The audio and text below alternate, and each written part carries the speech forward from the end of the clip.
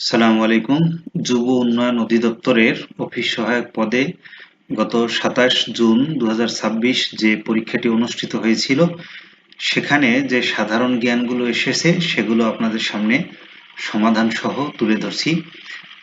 ১ নম্বর প্রশ্ন, রাষ্ট্রের চতুর্থ স্তম্ভ কাকে বলা হয়? রাষ্ট্রের চতুর্থ স্তম্ভ হলো সংবাদ মাধ্যম।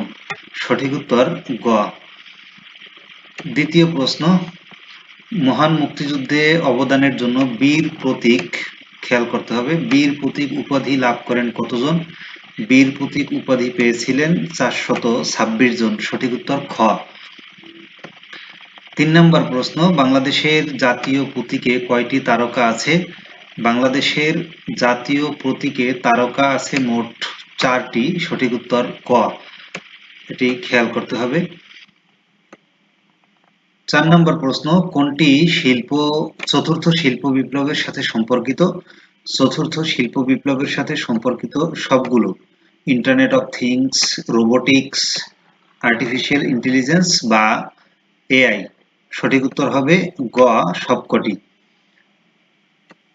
৫ নম্বর প্রশ্ন, বাংলাদেশের প্রথম অর্গানিক চা বাগান কোন জেলায় অবস্থিত? বাংলাদেশের প্রথম অর্গানিক চা বাগান অবস্থিত তেঁতুলিয়া উপজেলায়।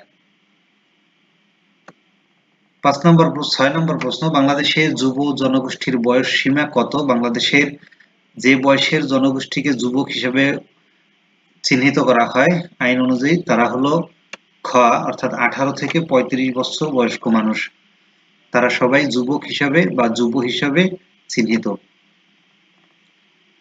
৭ নাম্বার, বাংলাদেশের সংবিধানে কতটি ভাগ এবং কতটি অনুচ্ছেদ আছে?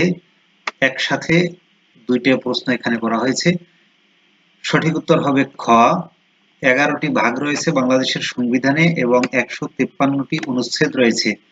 অনেক সময় অনেক পরীক্ষায় এগুলোর এই দুটো বিষয় আলাদা আলাদাভাবে আসে, সেটি খেয়াল করতে হবে।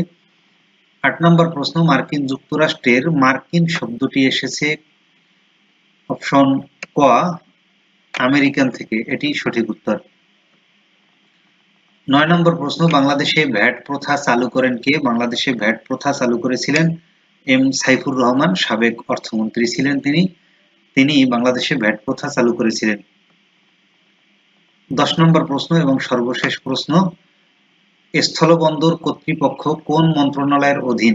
স্থলবন্দর কর্তৃপক্ষ এটি নৌ পরিবহন মন্ত্রণালয়ের অধীন। সঠিক উত্তর গ। ধন্যবাদ। আসসালামু আলাইকুম।